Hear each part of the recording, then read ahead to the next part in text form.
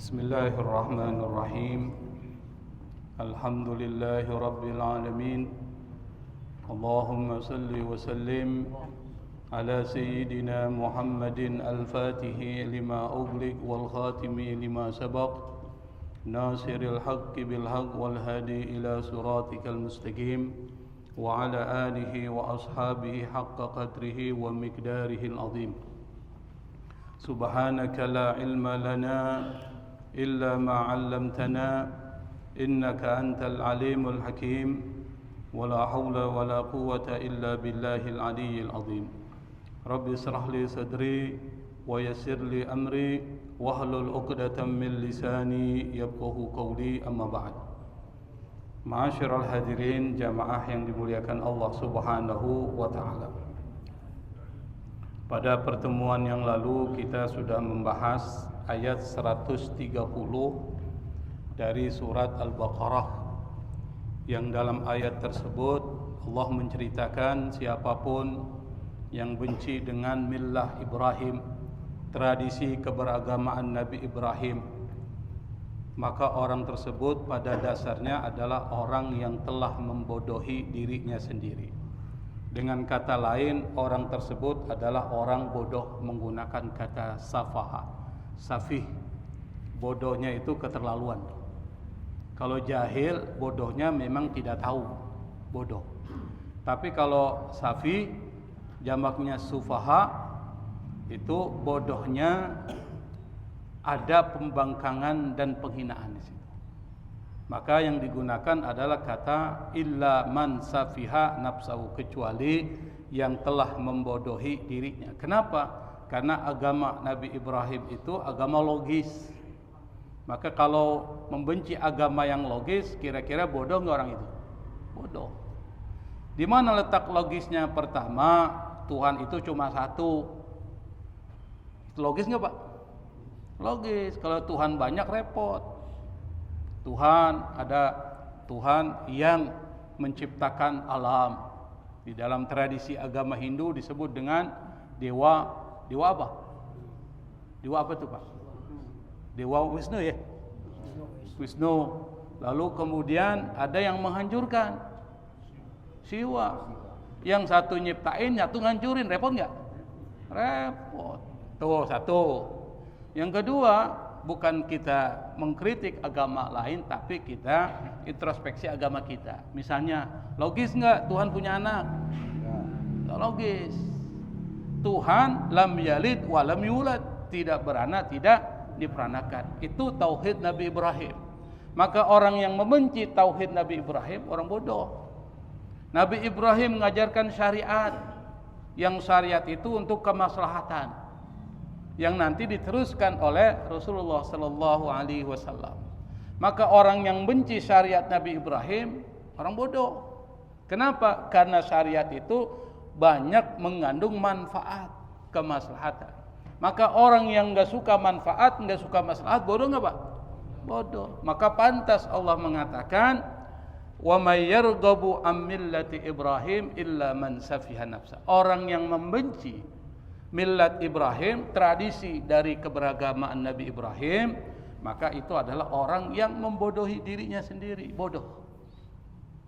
Lalu pada ayat 131 masih dalam konteks Nabi Ibrahim, Allah Subhanahu wa taala berfirman, "A'udzu billahi minasy syaithanir rajim. Bismillahirrahmanirrahim. Iz qala lahu rabbuhu aslim. Qala aslamtu li rabbil alamin." Ini ayat masih kelanjutan dari cerita Nabi Ibrahim. Dimulai dengan kata iz. Kata iz itu dalam ilmu bahasa Arab namanya keterangan waktu, disebut dengan zarfu zaman. Dan kata iz sering disebutkan dalam Al-Quran. Sebanyak 153 kali disebutkan di dalam Al-Quran. Biasanya kalau ada ayat yang dimulai dengan huruf atau kata iz ini, pada dasarnya mengingat, merujuk satu peristiwa masa lampau.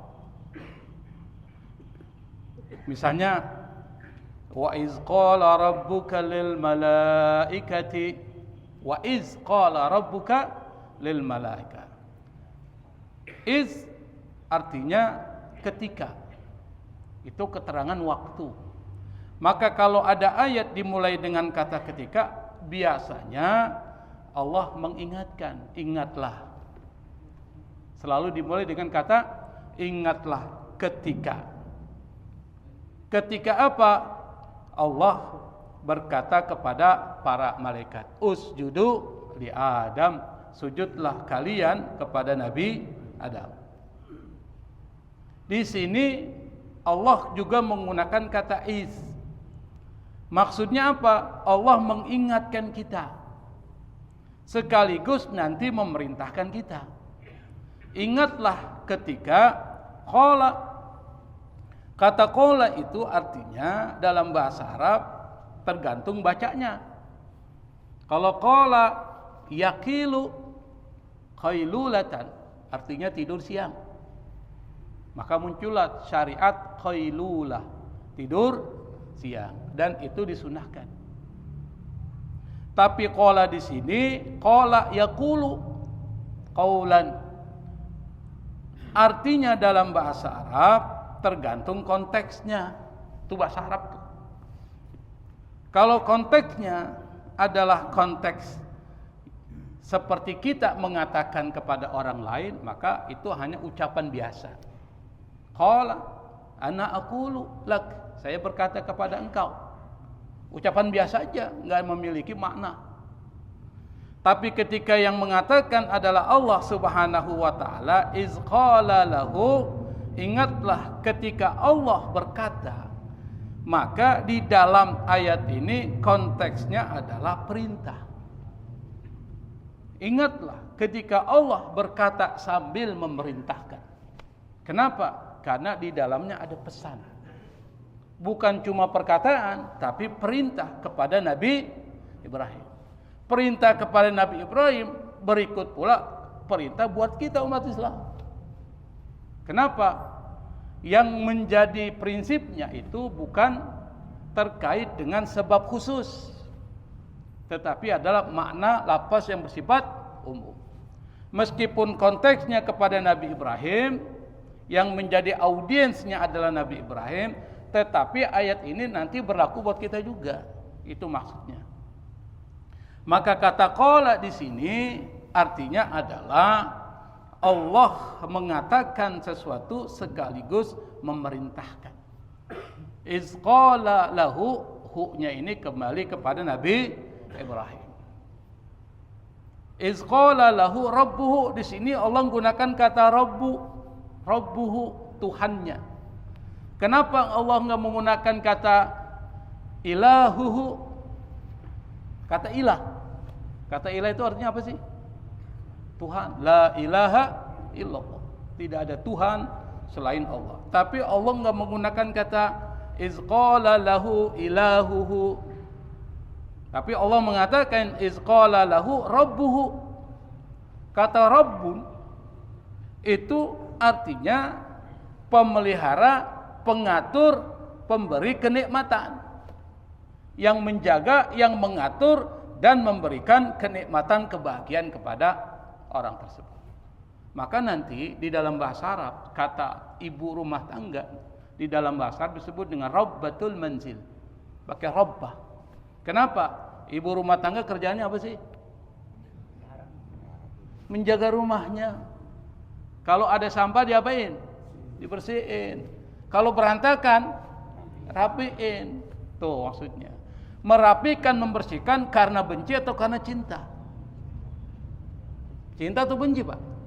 Cinta, sayang. Itu menggunakan kata rabbatul manzil. Ketika di sini Allah mengatakan iz qala lahu rabbuhu, maka yang pertama adalah antara Nabi Ibrahim dengan Allah ada hubungan khusus. Maka menggunakan kata rabbuhu. Apa hubungan khusus? Hubungan khususnya adalah Nabi Ibrahim kekasih Allah. Satu. Maka di dalam Al-Quran disebutkan wattakhazallahu Ibrahima khalila. Allah jadikan Ibrahim itu sebagai khalil. Kata khalil itu artinya teman. Sama dengan sadiq, sama dengan qarin, sama dengan sahib. Tapi kata khalil, temannya bukan teman biasa. Temannya khusus, istimewa. Di situ ada kecintaan. Kita ini punya teman biasa aja, sahib yang mengikuti kita. Tapi kalau kita punya teman satu jiwa, orang bilang apa? Soulmate, ya kan? Bukan ustadz soulmate nih. Soulmate itu satu jiwa, itu cinta tuh kita. Kemana-mana berdua, mau nonton berdua, harus berdua, nggak boleh sendiri. Itu soulmate, udah jadi apa? Pasangan jiwa.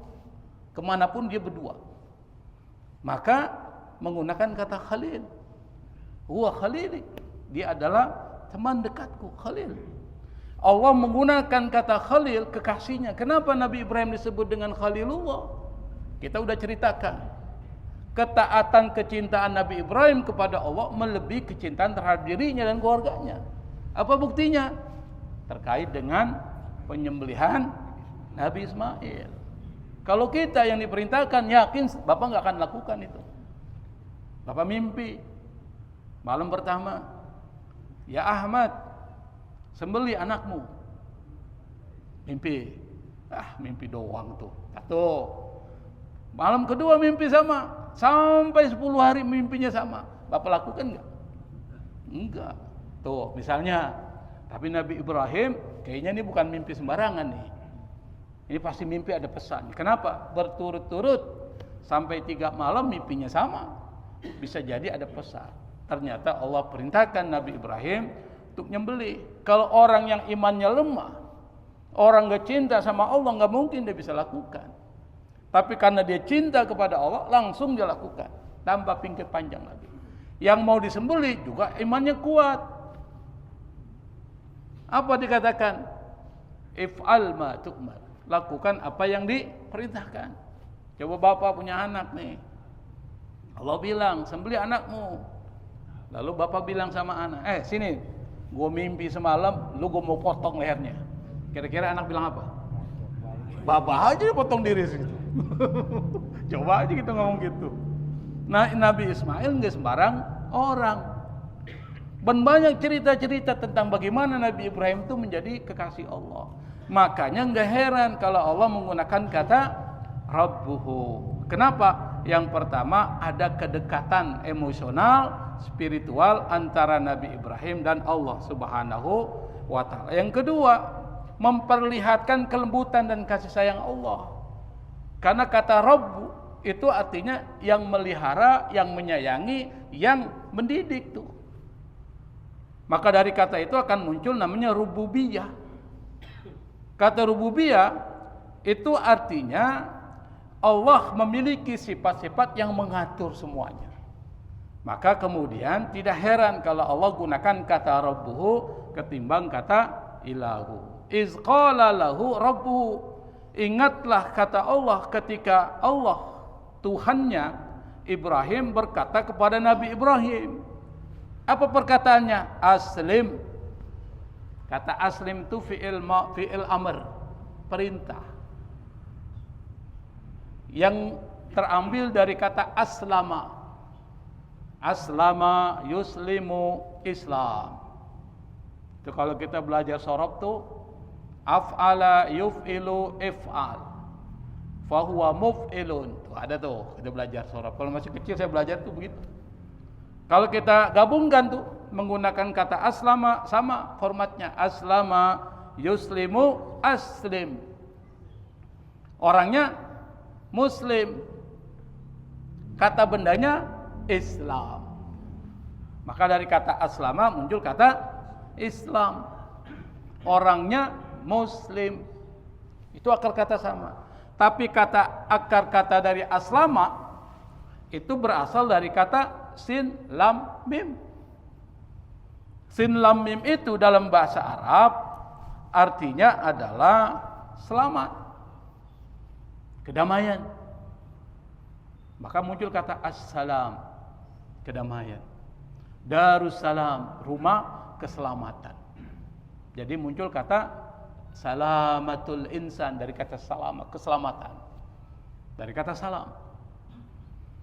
Maka orang yang muslim harus man salimal muslimuna min yadihi wa lisanihi dan seterusnya. Orang muslim itu adalah orang yang orang lain selamat dari lidahnya, dari perkataannya, dari perbuatannya, itu orang muslim. Jadi kalau Anda ngaku muslim, jangan ganggu orang lain. Omongnya dijaga, perbuatannya dijaga, jangan ganggu. Itu muslim. Tapi kalau masih ngomongin orang, masih ngatain orang, masih ngerendahin orang, masih fitnah orang, Anda dipertanyakan keislamannya. Kenapa? Karena kata muslim artinya itu. Tetapi di dalam ayat Al-Quran ini yang dimaksud oleh Allah Subhanahu wa ta'ala, aslim, maksudnya adalah berserah dirilah Anda wahai Ibrahim. Aslim. Jadi kata aslim, Islam itu penyerahan diri artinya. Awal mula bukan nama agama, tetapi keberagamaan. Tapi untuk memudahkan menyebut pengikut Nabi Muhammad SAW, maka ajarannya disebut dengan Islam. Jadi cuma agama Islam yang tidak menisbatkan kepada pembawanya. Kristen, Kristus, tuh kan? Buddha, Buddhis, Buddha, Siddhartha Buddha, Gautama. Jadi ngikut menggunakan Konghucu dari siapa tuh? Dari nama orang itu.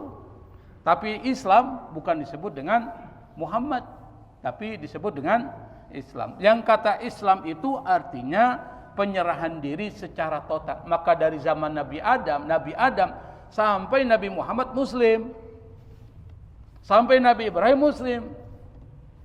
Maka Ibrahimu Yahudiyya wala Nasraniyya walakin kana hanifan muslimah.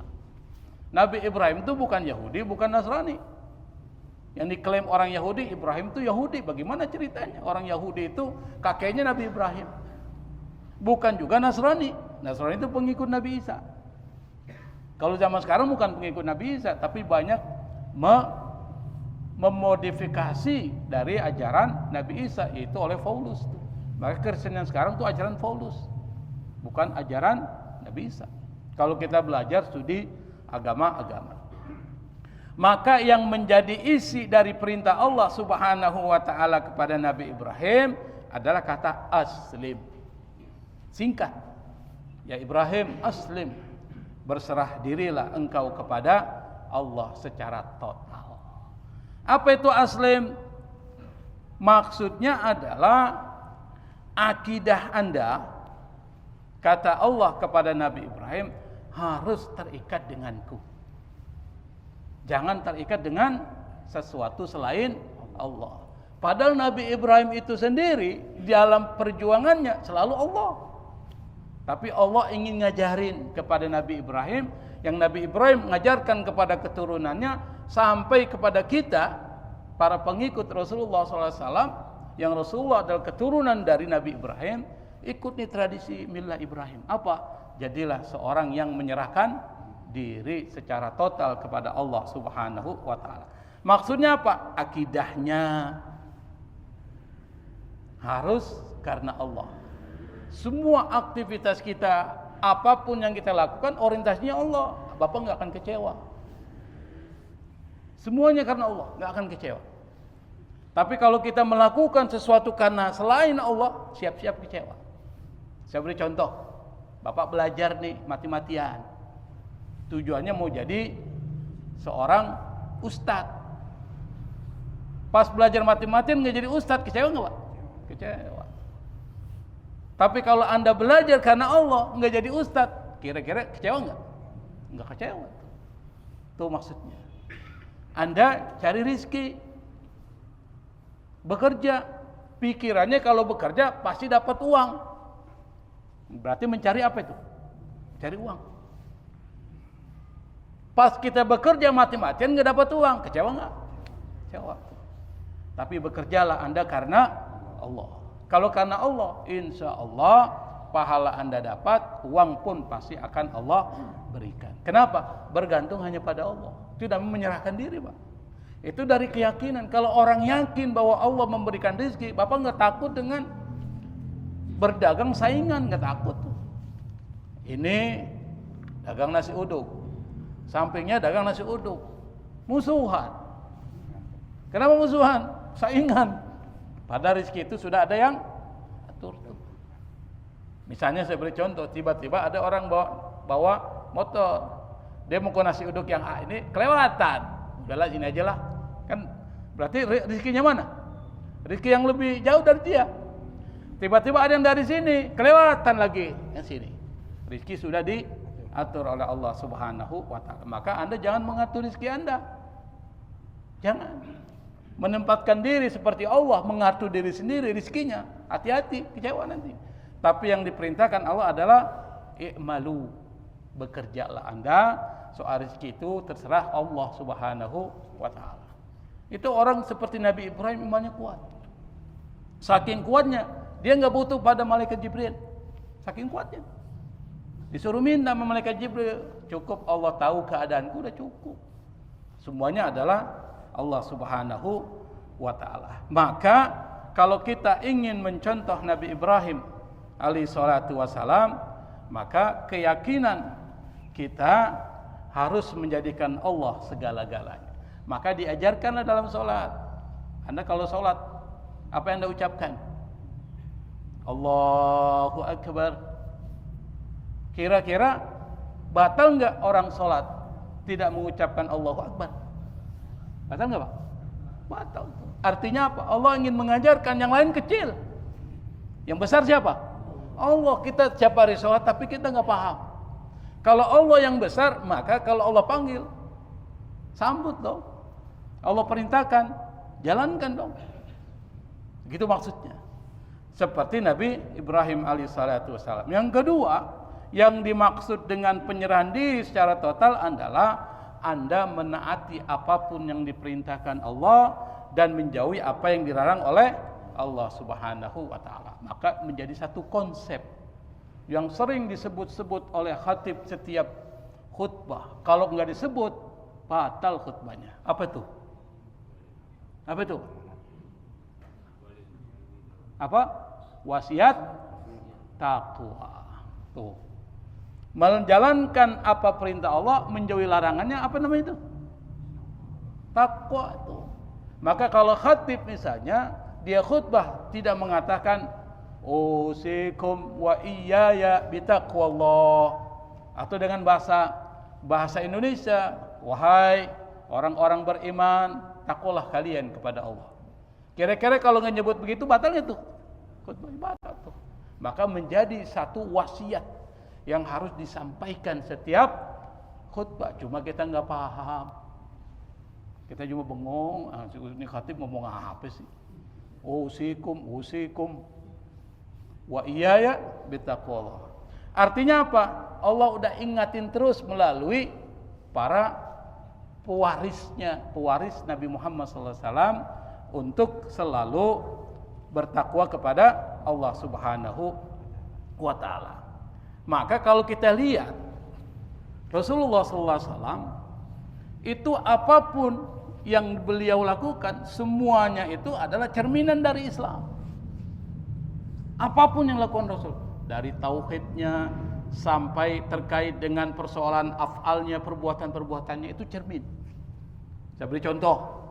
Kalau kita baca sejarah Nabi itu,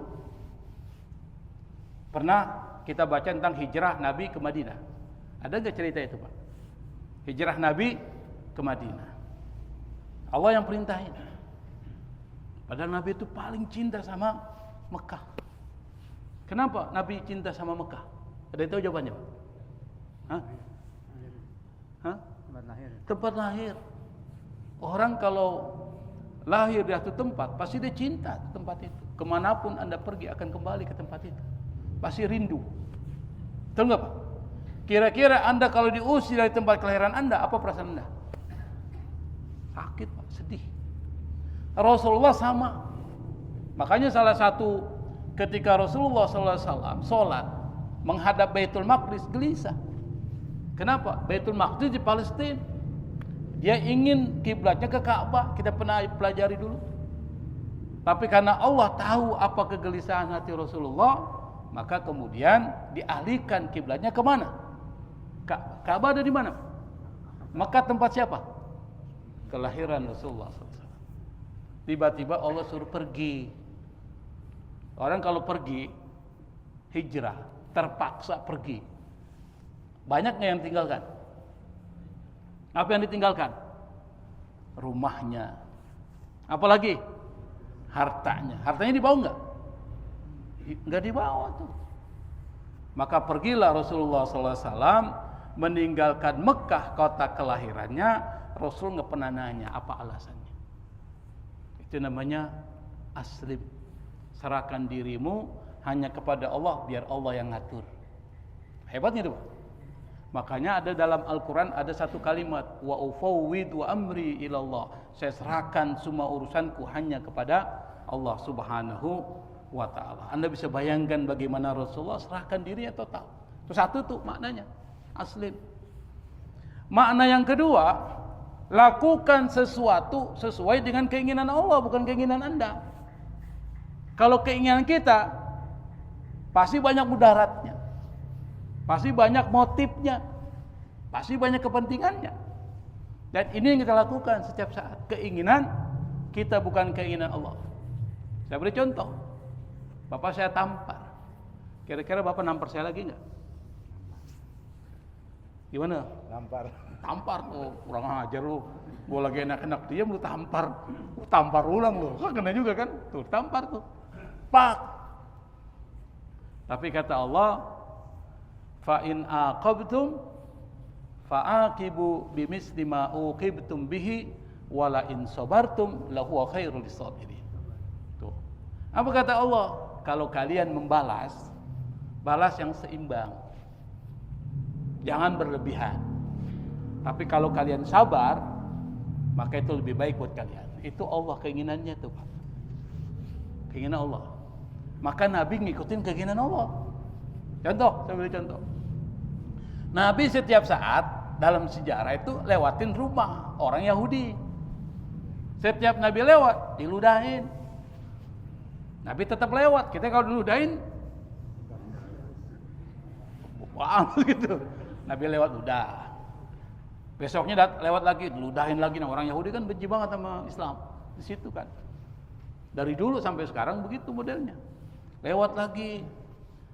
Sampai Nabi apal, diludahin terus. Kalau kita mungkin nggak berani lewat situ lagi, males gua. Udah diludahin di situ, gua nggak bisa ngelawan lagi kan. Apalagi badannya besar bertato. Tatonya orang tua anggur obat itu. Ada kan? Yang ketawa berarti peminum itu. Anggut apa misalnya? Hah? Cap orang tua tuh. Di situ ada tato yang nggak berani kita. Wah, gue mau balas, gue nggak mampu nih. Paling kita menghindar. Nah, tiba-tiba pada saat ketika Rasul lewat, tidak ada yang ngeludahin tuh, nggak ada yang ngeludahin. Akhirnya Rasulullah tanya, yang biasa tinggal di sini kemana? Ya Rasul, lagi sakit. Oh pantas dia yang ngeludahin. Rasul pulang, kemudian diambil tuh kurma, Pak. Lalu datang jenguk. Bayangkan tuh, Pak.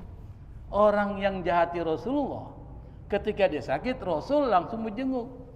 Yang pertama menjenguk ada Rasulullah, keluarganya nggak pernah. Sampai orang itu awal mulanya khawatir kalau Rasul akan membalas. Tapi ternyata Rasulullah datang menjenguk, lalu kemudian hatinya tersentuh. Dengan kebaikan Rasulullah, akhirnya dia masuk Islam. Keinginan Allah atau keinginan Nabi? Allah. Itu artinya Islam. Islam itu melakukan suatu sesuai dengan keinginan Allah, bukan keinginan Anda. Kalau keinginan kita, apa yang kita lakukan, Pak? Kalau Bapak diludahin terus. Kemudian orang itu sakit. Apa kita bilang? Syukurin. Sumpahin. Mati sekalian tuh. Kita tuh. Tapi karena Allah, Rasulullah, makanya tidak ada satupun makhluk yang paling dicintai oleh Allah kecuali Rasulullah SAW. Cerita lagi satu terkait dengan apa yang dilakukan oleh Rasulullah itu adalah keinginan Allah. Rasul Pak, ketika meninggal digantikan oleh siapa? Siapa Pak yang gantikan? Abu Bakar. Pada saat Abu Bakar diangkat menjadi pemimpin pengganti Rasulullah, disebut dengan Khalifah Rasulullah, dia tanya sama anaknya Siti Aisyah, istri Rasulullah, "Ya Aisyah, apakah ada kebiasaan Rasul yang hari ini belum dilaksanakan Rasulullah? Rasul sudah meninggal." Apakah Siti Aisyah? "Wahai ayahanda, ada satu. Rasul itu setiap pagi sering ke pasar. Di pasar itu ada seorang perempuan buta, agamanya Yahudi. Dan Rasul sering memberikan makanan dan menyuapi langsung kepada orang itu. Dan orang itu nggak tahu yang nyuapi adalah Rasulullah. Dan orang itu selalu mengatakan sesuatu yang buruk kepada Rasulullah. Dia nggak tahu itu Rasulullah, tapi dia ceritakan tentang keburukan Rasulullah kepada orang itu, yaitu Rasulullah sendiri. Rasul nggak membalas, biasa aja.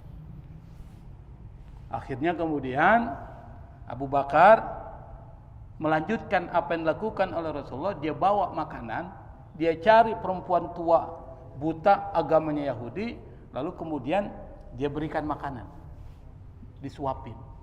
Pada saat ketika disuapin, masuk ke dalam mulutnya, langsung dia muntahkan. Dia bilang, "Siapa kamu?" Dia buta ini, nggak tahu. "Siapa kamu?" "Yang biasa memberikan makan kepada saya adalah orang yang sangat lembut. Sebelum dia masukkan makan ke saya, dilembutin dulu tuh makanan itu. Karena saya udah tua, nggak bisa makan, gigi saya udah nggak ada." Dilembutin. Apa kata Abu Bakar?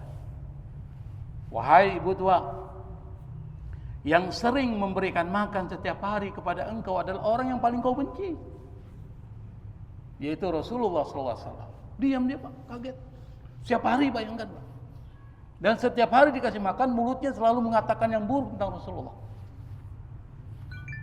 Akhirnya terdiam dia. Selama ini dia keliru, menangis. Lalu kemudian dia bilang sama Khalifah Abu Bakar As-Siddiq radhiyallahu anhu, "Wahai Khalifah, saksikan, asyhadu an la ilaha illallah wa asyhadu anna Muhammadan Rasulullah." Dengan kehebatan Rasulullah, akhlaknya itu, sampai banyak orang masuk Islam Pak. Makanya aneh kalau ada orang mengatakan Islam tersebar dengan pedang. Aneh. Islam itu tersebar sampai ke Amerika, sampai ke Inggris. Sekarang banyak Amerika orang masuk Islam, di Inggris banyak masuk Islam. Bahkan wali kota New York orang apa? Wali kota Inggris orang mana? London. Islam Pak. Kenapa? Orang mulai tertarik dengan Islam karena akhlak dari orang-orang muslim. Maka kalau kita mengaku sebagai muslim, maka berbuatlah sesuai dengan keinginan Allah Subhanahu wa ta'ala. Itu baru muslim tuh. Tapi kalau kita bertindak bukan sesuai dengan keinginan Allah Subhanahu wa ta'ala, maka keislaman Anda dipertanyakan. Itu Rasulullah. Saya akan cerita satu lagi. Isya jam berapa sih? Oh, masih lama. Masih lama ya? 16. Oh, masih lama berarti ya. Saya pikir udah Isya ini. Saya khawatir nanti ada yang membagikan kertas tuh. Anda udah Isya dikit lagi. Bapak kenal Abu Hanifah? Abu Hanifah? Hah? Dengar, nggak kenal kan? Kalau kenal berarti pernah kenalan dong. Abu Hanifah ini namanya Nu'man bin Thabit, pendiri mazhab Hanafi. Itu Abu Hanifah. Jadi di dalam Islam ini ada 4 mazhab yang dominan. Tradisi Sunni. Kalau tradisi itu ada Syiah Ja'fariyah, Zaidiyah dan seterusnya. Kita nggak bicarakan itu. Di dalam tradisi Ahlus Sunnah wal Jamaah ada 4 mazhab yang paling dominan. Dulu hampir 9 mazhab. Sebelumnya ada sampai 14 mazhab. Sebelumnya lagi sampai puluhan mazhab. Jadi mazhab itu banyak. Terutama pada saat zaman dinasti Abbasiyah. Dinasti Abbasiyah itu memberikan ruang yang sangat luas buat para ulama itu. Sehingga muncul banyak mazhab. Masjid-masjid di pojok-pojokannya itu ada halaqah-halaqah ilmu. Ada halaqah tafsir, ada halaqah hadis, ada halaqah fikih dan seterusnya. Itu di zaman dinasti Abbasiyah. termasuk di Masjid Al-Azhar. Dulu masjid itu Pak, Al-Azhar itu masjid. Kemudian karena banyak kajian-kajian, maka kemudian disatukan jami'. Apa arti jama'? Jamaah, jami', menyatukan, mengumpulkan. Maka semua ilmu-ilmu itu dikumpulkan menjadi jami'ah. Kata jami'ah itu artinya universitas. Maka universitas ada ilmu tafsir, ilmu ini, ilmu matematik dan sebagainya, itu jadi jami'ah. Maka muncullah Jami'atul Azhar, Universitas Al-Azhar. Pada saat zaman dinasti Abbasiyah itu banyak sekali para ulama yang memiliki kebebasan memberikan pendapat, lalu diikuti, maka menjadi madhab. Pengikut-pengikutnya ini kemudian menjadi pendukung dari imam tersebut, maka muncullah madhab. Siapa? Misalnya ada Sufyan Ats-Tsauri, madhab Ats-Tsauri. Ada namanya Auza'i, tersebar di wilayah Syam, namanya madhab Auza'i. Ada mazhab Daud Adh-Dhahiri, disebut dengan mazhab Dhahiri. Ada mazhab At-Tabari, yang nulis tafsir At-Tabari itu yang pertama tafsir itu adalah At-Tabari, mazhab Tabari. Tapi semuanya itu hilang, tidak ada pendukungnya. Tapi pendapat-pendapatnya menyebar di dalam kitab-kitab, termasuk Az-Zahiri. Saya berikan contoh Pak, kenapa Az-Zahiri bisa hilang? Karena enggak logis. Misalnya, saya beri contoh sebelum masuk ke Abu Hanifah. Az-Zahiri itu punya pendapat, kalau Anda ingin menikah dengan perempuan lalu melamar, maka perempuan itu harus memperlihatkan semua tubuhnya untuk dilihat kepada laki-laki, semuanya, supaya jangan beli kucing dalam karung. Coba sekarang pendapat ini kepake sekarang, Pak. Gimana? Apa yang terjadi? Dikemplang ente, golok nanti masuk tuh. Gue mau kawin sama lu, tapi gue lihat dulu semuanya, ada panoknya enggak, ada kutilnya enggak, misalnya kan. Coba. Nah, pendapat seperti itu hilang. Yang bertahan di dalam dunia muslim adalah 4 madhab. Apa? Yang pertama madhab Abu Hanifah, namanya madhab Hanafi. Madhab Hanafi tersebar di mana? Asia Tengah, Asia Selatan, Turki. Asia Tengah di mana Pak? Afghanistan, apalagi? Tajikistan, apalagi? Hah? Hah? India, Asia Selatan. Kalau India, Pakistan, Bangladesh itu mazhab Hanafi, Asia Selatan. Jadi mazhab Hanafi berada di situ, sama Turki. Kedua ada mazhab Maliki. Mazhab Maliki di Afrika Utara, Mesir, Maroko, Libya, Aljazair, itu mazhabnya mazhab Maliki. Mazhab Maliki gimana sholatnya? Mazhab Maliki itu kalau sholat enggak pakai angkat tangan, Allahu Akbar, enggak pakai begini. Kapan-kapan saya jelaskan mazhab Maliki sholatnya seperti apa. Kalau mazhab Syafi'i, Allahu Akbar, tuh. Mazhab Syafi'i, mazhab Maliki, Allahu Akbar, Allahu Akbar, Sami Allahu liman hamidah, tangan enggak bergerak. Enggak pakai doa iftitah, makruh. Kalau baca Al-Fatihah enggak baca bismillah, makruh. Itu mazhab Maliki. Mazhab Syafi'i kebalikannya. Jadi antara Syafi'i dan Maliki ini begini. Tapi antara Syafi'i dan Maliki guru dan murid. Lucu enggak Pak? Guru sama murid berbeda, tapi enggak pernah saling menyalahkan. Tuh hebatnya tuh para ulama mazhab kita. Abis Maliki baru Syafi'i, mazhab kita. Abis Syafi'i Ahmad bin Hanbal muridnya Imam Syafi'i. Jadi antara semua itu adalah hubungan guru dan murid, enggak saling menyalahkan, enggak saling membenci. Perbedaannya dahsyat tuh. Nah, di antara para ulama mazhab itu ada Imam Abu Hanifah. Imam Abu Hanifah ini adalah seorang ulama besar sekaligus juga pedagang kain. Dia seorang saudagar, orang kaya, jujur. Saking kayanya, ada guru ngaji ngajarin anaknya.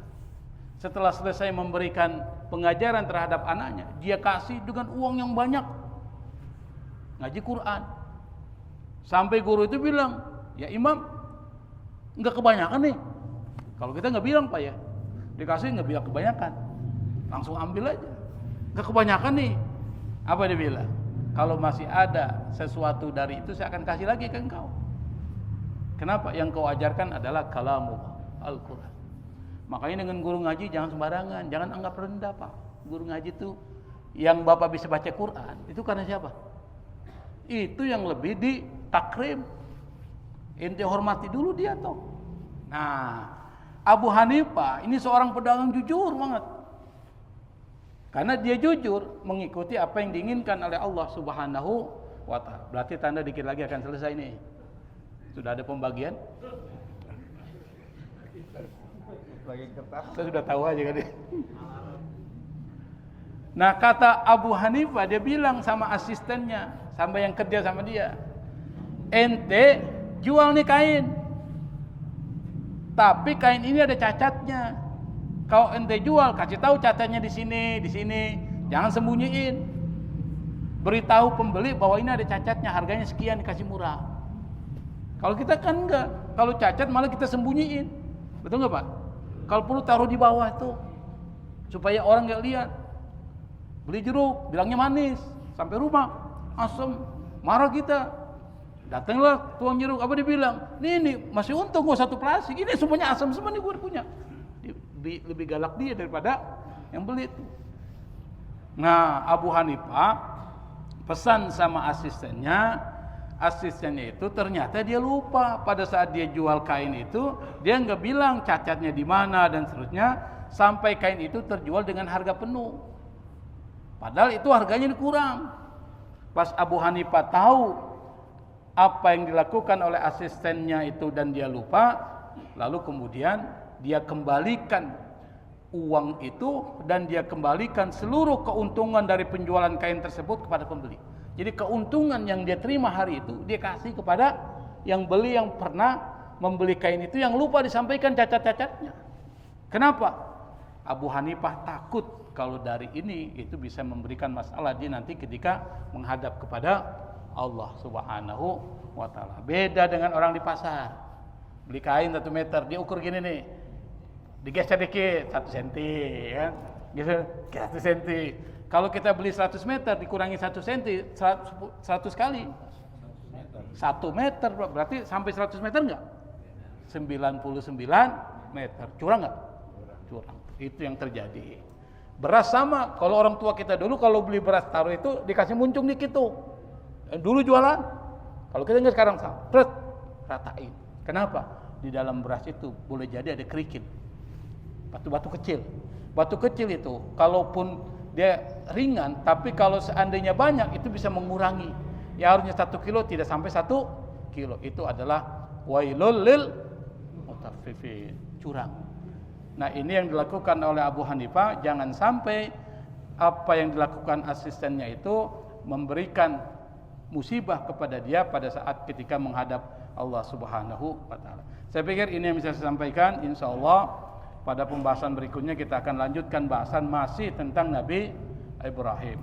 Wallahul musta'an. Assalamualaikum warahmatullahi wabarakatuh. Assalamualaikum warahmatullahi wabarakatuh.